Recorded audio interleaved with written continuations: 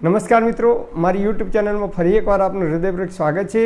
આજનો ટોપિક છે મિત્રો કે આજે હું તમને એક એવી ઔષધિ બતાવું છું। આ જે ફળ છે એ માત્ર ને માત્ર ઉનાળામાં જ તમને જોવા મળશે અને કોઈપણ પ્રકારના કેમિકલ વગર પાકે છે।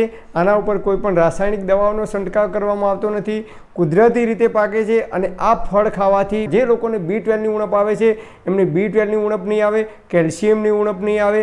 જે લોકોને શુક્રાણુ ધાતુની ઉણપ આવે છે અને એના કારણે સંતાનો પેદા કરવાની અંદર તકલીફ પડે છે એવા દંપતી પણ આનો ઉપયોગ કરી શકે છે। અનેક પ્રકારના ખનિજ તત્વોથી ભરપૂર છે, પણ આ ફળ છે એ દિવસે ને દિવસે બજારમાં લુપ્ત થતું જાય છે। આ સેતુનું ફળ છે જે સેતુના ઝાડ ઉપર આવે છે, એની સાથે બીજા 3 ફળ આપણે ખાવાના છે અને એ નિયમિત તમે જો રેગ્યુલર આ ફળ ખાવાનું રાખશો ગ્રીષ્મ ઋતુ દરમિયાન એટલે કે ઉનાળાની ઋતુ દરમિયાન મુઠ્ઠીભર જ ખાવાના છે, રાત્રે ખાવાના નથી, માત્ર દિવસે જ ખાવાના છે।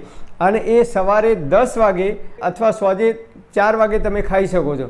જે લોકોને પગમાં નસ પકડાય છે, અશક્તિ આવે છે શરીરની અંદર, જે દંપતીને બાળકો સંતતિ પેદા કરવામાં અવરોધરૂપ છે, શુક્રાણુની કમી આવે છે, એ શુક્રાણુની કમી આ 4 ફળ તમે ખાશો તો એની અંદરથી અદ્ભુત પરિણામ મળે છે। જે લોકોને શરીરમાં કળતર થાય છે, અશક્તિ આવે છે, એ તમામ પ્રકારની બીમારીઓની અંદર અદ્ભુત પરિણામ આપે છે। આપણા વડવાઓ, આપણા ઘડિયાઓ નિયમિત આ 4 ફળનું સેવન કરતા હતા, અત્યારે આ 4 ફળ બજારમાં બિલકુલ જોવા જ મળતા નથી, ધીરે ધીરે લુપ્ત થઈ ગયા છે। આજની પેઢીના જે નાના બાળકો છે એમને કદાચ આ 4 ફળ વિશે ખબર નહીં હોય કે એમને કદાચ જોયા પણ નહીં હોય, કારણ કે બજારમાં એ મળતા જ નથી, ધીમે ધીમે લુપ્ત થઈ ગયા છે। તો નંબર 1 સેતુના ફળ ખાટા મીઠા લાગશે। ઉનાળાની ગરમીની અંદર શરીરમાં ગરમી નીકળે છે, ચામડીના રોગ થાય છે, પિત્ત વધે છે, કોઠાની ગરમી નીકળે છે, તજા ગરમી નીકળે છે, પગના તળિયામાં બળતરા થાય છે, આંખોમાં બળતરા થાય છે, પેશાબમાં બળતરા થાય છે, એસિડિટી થાય છે, હાઇપર એસિડિટી થાય છે, શરીરમાં અશક્તિ આવે છે, પગમાં નસ પકડાય છે, B12ની કમી આવે છે, કેલ્શિયમની ઉણપ આવે છે, તમામ પ્રકારના વિટામિન્સથી ભરપૂર છે। તો નંબર 1 સેતુનું ફળ એ મુઠ્ઠીમાં આવે એટલું જ ખાવાનું છે, વધારે ખાવાનું નથી, રાત્રે ખાવાનું નથી। નંબર 2 રાયણ। બજારની અંદર અત્યારે રાયણ પણ આવતી નથી। ગામડામાં રાયણો હોય, રાયણનું જે મોટું વૃક્ષ આવે છે એના ઉપર રાયણ જોવા મળે છે, પીળા કલરની રાયણ આવે છે। તો રાયણ તમારે મુઠ્ઠી ભરીને ખાવાની છે। આ 4 ફળ એક સાથે ખાવાના નથી, એક દિવસ રાયણ ખાવાની તો એક દિવસ સેતુનું ખાવાનું, એ રીતે વારાફરતી ખાવાના છે, એક સાથે બધા ફળ ખાવાના નથી અને રાત્રે કોઈ આ ફળ ખાવાના નથી।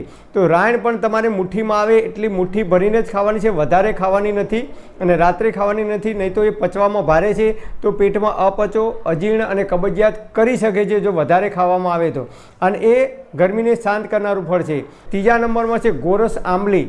જે કાતરા આવે છે એ ગોરસ આંબલી પણ અત્યારે બજારમાં જોવા મળતી નથી, તો એની અંદરથી ઠળીઓ કાઢી અને ગોરસ આંબલીનું નિત્ય સેવન કરવામાં આવે ગ્રીષ્મ ઋતુ દરમિયાન, તો ઉનાળાની ગરમીના લીધે જેટલી પણ બીમારીઓ બોડીમાં આવે છે એ તમામ પ્રકારની બીમારીઓની અંદર અદ્ભુત પરિણામ આપે છે। અને નંબર 4 આંબલી। જે આંબલી ઉપર કાતરા આવે છે, બહેનોને સૌથી વધારે ભાવે છે આંબલી, જે ખાટી હોય છે।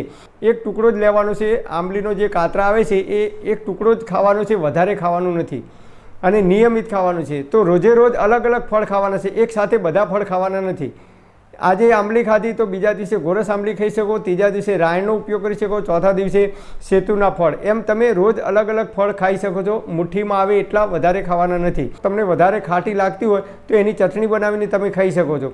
એક ટુકડો આંબલી લેવાની, એની અંદર 1 ચમચી ગોળ દેશી હોય તો શુદ્ધ નાખવાનો, એની અંદર તમે ઇલાયચી હોય મોટી કે નાની, એ ઇલાયચી ભાગી અને નાખી દેવાની, પછી એની ચટણી બનાવી દેવાની અને એ ચટણી તમે બપોરે જમવાની સાથે ભોજનની અંદર અડધી ચમચી જેટલો નિયમિત ઉપયોગ કરશો, શરીરમાં કમજોરી નહીં આવે, અશક્તિ નહીં આવે અને ઉનાળાની ગરમીના લીધે જેટલી પણ બીમારીઓ થાય છે એ તમામ પ્રકારની બીમારીઓની અંદર અદ્ભુત પરિણામ આપે છે।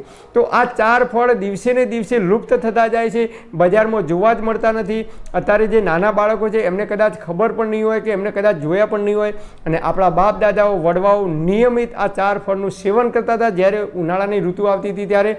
તો આપણે આ 4 ફળનો ભરપૂર ઉપયોગ કરવો જોઈએ ઉનાળાની ગ્રીષ્મ ઋતુ દરમિયાન। તો ઉનાળાની ગરમીની અંદર જેટલી પણ બીમારીઓ થાય છે તમામ પ્રકારની બીમારીઓથી આપણે બચી શકીશું। પણ હા મિત્રો, તમારે કોઈ ડૉક્ટરની કે વૈદ્યની દવા ચાલતી હોય કે લાંબા ગાળાની કોઈ બીમારી હોય તો તમારે ડૉક્ટર કે નિષ્ણાત વૈદ્યની સલાહ લીધા પછી જ આનો ઉપયોગ કરવા માટે વિનંતી।